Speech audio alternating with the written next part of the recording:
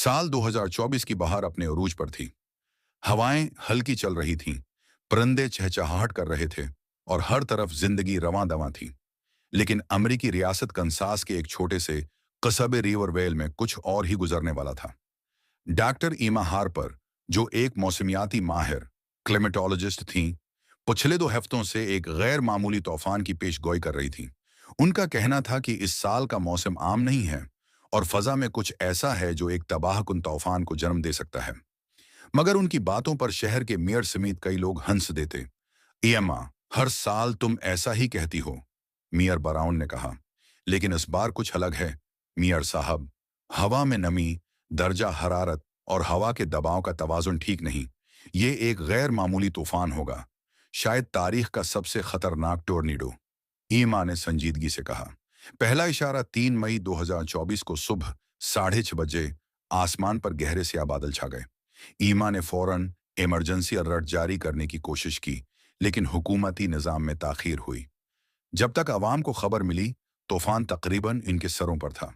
तूफान का कहर टोर्नीडो ने जैसे ही जमीन को छुआ, पूरे रिवरवेल में क़यामत बर्पा हो गई। घरों की छतें उड़ने लगीं, दरख्त जड़ों से उखड़ गए, गाड़ियां फजा में उछलती नजर आईं, बजली गायब, मुवासलाती निज़ाम नाकारा और लोगों में भगदड़ मच गई।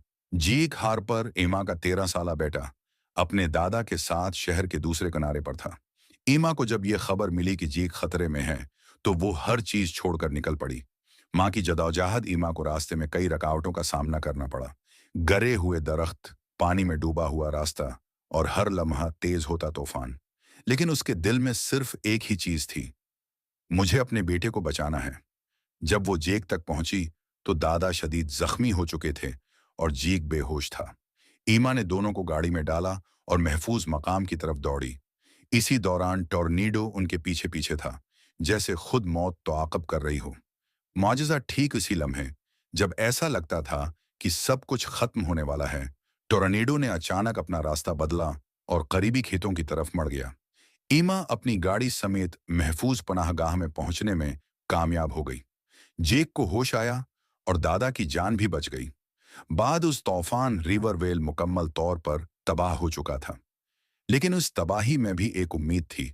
ईमा की तहकीक और वक्त पर खबरदार करने की कोशिश ने कई लोगों की जान बचा ली थी। हुकूमत ने ईमा को बाद में कौमी हीरो के खिताब से नवाजा। इस वाक़ये के बाद अमेरिका भर में मौसमियाती खतरात के बारे में नए कवानीन बनाए गए और ईमा की रिसर्च को एक नए आलमी निज़ाम की बुनियाद बनाया गया, ताकि मुस्तकबल में कोई और टॉर्नेडो इतनी जाने न ले सके। इखलाकी सबक: कुदरत को कभी हल्का न समझें और साइंस की आवाज़ को सुनें। एक शख्स की सच्चाई अगर दिल से हो, तो पूरे शहर की जान बचा सकती है। युक्तांशम।